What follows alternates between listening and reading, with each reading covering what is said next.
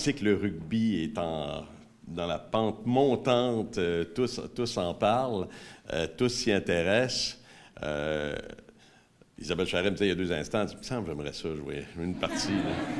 C'est pas la même chose. J'en ai suivi. J'ai lu récemment pour me mettre au parfum des règles qui sont les vôtres. C'est pas non plus évident. Puis évidemment, ben, votre parcours. Je n'ai pas besoin de vous le rappeler ben gros.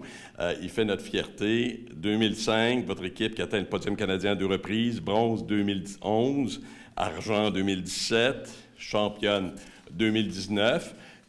Puis dans cette partie-là, n'oublions pas que vous êtes un peu perçu comme « ils ne gagneront pas ».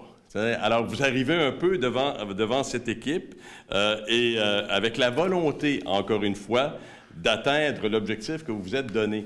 Encore une fois, ça montre encore comment c'est important que cet esprit-là, ce que vous représentez, c'est-à-dire de se donner un but commun. Puis comment on va y arriver, dans le respect de ce qu'on est, dans le respect des adversaires. Puis faire mentir aussi, c'est agréable, ça, à l'occasion, les pronostics, et d'arriver avec votre détermination à atteindre, évidemment, le pointage qui vous a permis de remporter ce titre extraordinaire, qui est historique, soit dit en passant.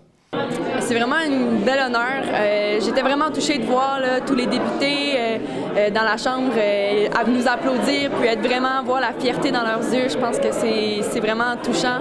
Puis c'est là que tu réalises que c'est plus gros, la victoire est plus grosse qu'on peut le penser. C'est vraiment au niveau provincial, puis même national. Donc les gens c'est vraiment touchant de voir la fierté des gens dans leurs yeux. C'est sûr, ça fait partie, je pense, de l'épopée de la victoire. Ça fait partie justement du processus de cette victoire-là, puis je pense que ça va être un souvenir effectivement à jamais dans notre mémoire.